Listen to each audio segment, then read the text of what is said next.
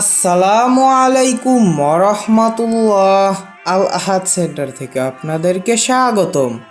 গত পর্বে আমরা সূরা আল আনামের 41 থেকে 50 নং আয়াতের বাংলা অনুবাদ ধারাবাহিকভাবে আপনাদের সামনে উপস্থাপন করেছিলাম।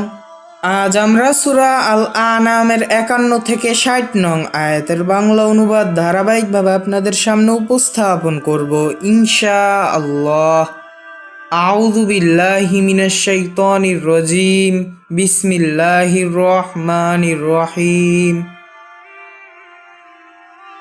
আপনি কুরআন দ্বারা তাদেরকে ভয় দেখান যারা ভয় করে যে তাদেরকে তাদের রবের নিকট একত্রিত করা হবে এবং আল্লাহ ছাড়া তাদের বন্ধু নেই এবং সুপারিশকারী নেই। সম্ভবত তারা তাকওয়া অবলম্বন করবে। আল্লাহর সন্তুষ্টি অর্জনের জন্য যারা সকাল সন্ধ্যায় আল্লাহকে ডাকে তাদেরকে আপনি আপনার নিকট হতে তাড়াবেন না। তাদের হিসাবের কোনো দায়িত্ব আপনার ওপরে নেই এবং আপনার হিসাবের কোনো দায়িত্ব তাদের ওপরে নেই। আপনি তাদেরকে তাড়ালে আপনি জালিমদের অন্তর্ভুক্ত হবেন।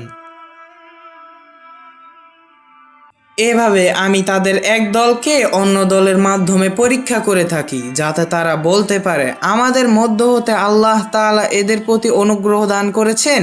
আল্লাহ কি অধিক জ্ঞাত নন কৃতজ্ঞতা জ্ঞাপনকারীদের সম্পর্কে? যারা আমার আয়াতসমূহের ওপর ঈমান এনেছে আপনার কাছে যখন তারা আসে অতঃপর আপনি বলুন তোমাদের ওপরে শান্তি। তোমাদের রব তার নিজের ওপরে রহমত অনিবার্য করে নিয়েছেন। নিশ্চয়ই তোমাদের মধ্য হতে যদি কেউ অজ্ঞাতবশত কোনো খারাপ কাজ করে তারপরে ফিরে আসে এবং সংশোধন করে আল্লাহ তাআলা ক্ষমাশীল দয়াময়। এভাবেই আমি আয়াতগুলো বিস্তারিতভাবে বর্ণনা করছি যাতে অপরাধীদের পথ স্পষ্ট রূপে প্রকাশ পায়।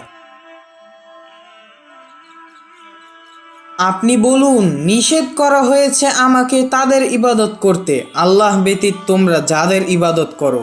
আপনি বলুন আমি তোমাদের মনের ইচ্ছার অনুকরণ করব না, তাহলে অবশ্যই তখন আমি পথভ্রষ্ট হব এবং আমি হেদায়েতপ্রাপ্তদের অন্তর্ভুক্ত হব না। আপনি বলুন নিশ্চয় আমি আমার রবের নিকট হতে উজ্জ্বল প্রমাণের ওপরে আছি অথচ তোমরা উহাকে মিথ্যা বলছো। তোমরা যা দ্রুত কামনা করো তা আমার কাছে নেই। আল্লাহ ছাড়া কারও আদেশ দেওয়ার ক্ষমতা নাই। তিনি সত্য বলেন, তিনি ফয়সালাকারী হিসাবে উত্তম। তোমরা যা দ্রুত কামনা করো শাস্তি বা কিয়ামত উহা যদি আমার নিকট থাকতো তবে আমার মধ্যে এবং তোমাদের মধ্যে কাজের ফয়সালা হয়ে যেত। আল্লাহ জালিমদের সম্পর্কে ভালো জানেন। সমস্ত অদৃশ্যের চাবিকাঠি আল্লাহর কাছে, আল্লাহ ছাড়া উহা কেউ জানে না। তিনি জানেন যা আছে স্থলে এবং জলে এবং তার অজান্তে একটি গাছের পাতা পড়ে না। মাটির অন্ধকারে কোনো শস্যদানা এবং না কোনো ভিজা না কোনো শুকনা, বরং স্পষ্ট কিতাবে লিপিবদ্ধ আছে। তিনি সেই আল্লাহ যিনি রাতে তোমাদেরকে জড়ো করেন এবং জানেন তিনি যা তোমরা দিনের বেলায় করো। অতঃপর তিনি তোমাদেরকে দিনের বেলায় জাগ্রত করেন তোমাদের নির্ধারিত সময়টা পূর্ণ করার জন্য। অতঃপর তোমাদের প্রত্যাবর্তন তার নিকটেই। তিনি তোমাদেরকে জানাবেন যা তোমরা করতেছিলে।